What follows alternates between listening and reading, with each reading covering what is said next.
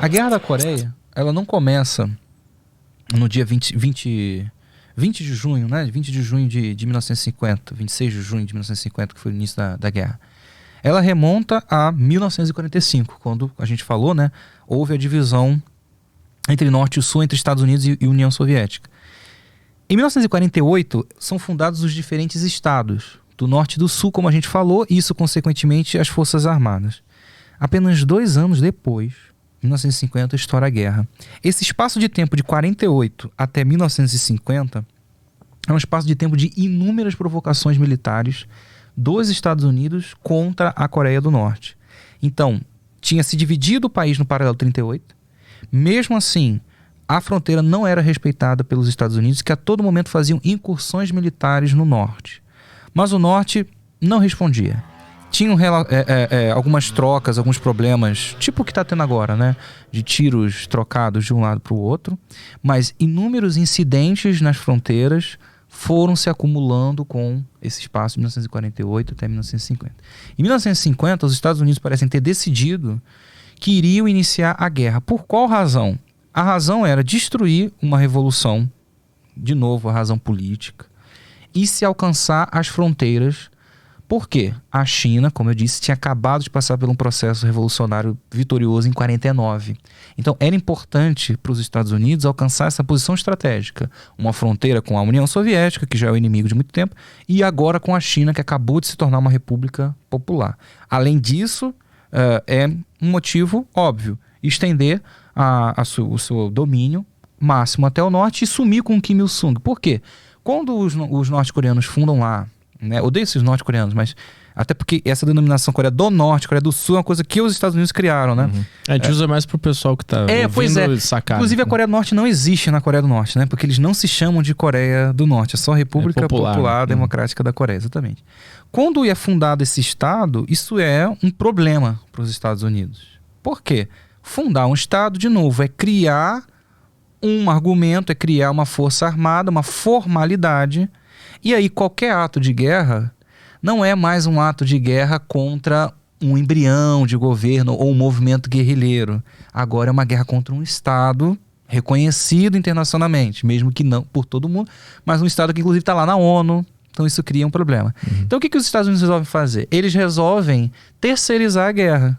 Eles resolvem passar então a guerra sim para as costas da Coreia do Sul. Mas quem provoca são eles. Existe um livro muito bom, inclusive para falar de livros, né? Às vezes as pessoas perguntam, se você for lá na editora Nova Cultura, existe uma biblioteca, você pode comprar esses livros, muito boa, de cientistas norte-coreanos sobre vários temas que a gente geralmente não tem acesso. Tem um grupo de cientistas, historiadores norte-coreanos que fizeram um livro chamado Os Imperialistas dos Estados Unidos Iniciaram a Guerra da Coreia. Esse livro, bem grande por sinal, reúne centenas de provas de como os Estados Unidos realmente provocaram, criaram toda uma situação para dar um estopim numa guerra em 1950. Isso envolve preparação militar, repasse militar para a Coreia do Sul, incitando mesmo que ela subisse o paralelo 38, quanto outras coisas mais sutis. Por exemplo, no dia anterior ao dia que eclodiu a guerra, eles começam a evacuar todo o pessoal diplomático que estava em Seul, porque Seul fica muito perto da fronteira com o norte. Eles já tinham, no dia seguinte da guerra, que a guerra estourou, uma declaração pronta para condenar os norte-coreanos. Como que, numa época sem internet, sem com as comunicações que nós temos, uma coisa que aconteceu na Ásia, ou seja, na madrugada aqui, horas depois já estava na ONU aprovada e pronta uma resolução de condenação aos norte-coreanos. Tudo foi preparado com muita antecedência. Fato é, às vezes a gente fica se apegando, quem deu o primeiro tiro? Mas fato é que em junho de 1950 começou uma guerra que, do ponto de vista dos Estados Unidos, é uma guerra de destruição e contenção do comunismo, e do ponto de vista dos norte-coreanos é uma guerra para completar uma tarefa. Que tarefa? A tarefa de libertar a Coreia de forças estrangeiras. Tanto é que essa coisa de guerra da Coreia, esse termo guerra da Coreia, não é usado no norte. Lá eles usam guerra de libertação da pátria, é o nome que eles usam. Em inglês o termo é ainda mais absurdo, porque eles chamam de guerra coreana em inglês. né? Então é jogar mesmo assim, como se eles não tivessem nada a ver, né? Eles jogam essa guerra coreana, isso aí coisa dos coreanos.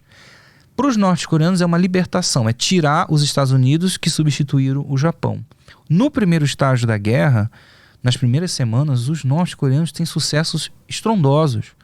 Apenas poucos dias depois dos norte-coreanos terem ultrapassado a fronteira, né? Respondendo às provocações militares da Coreia do Sul e dos Estados Unidos, a capital Seul tinha sido libertada.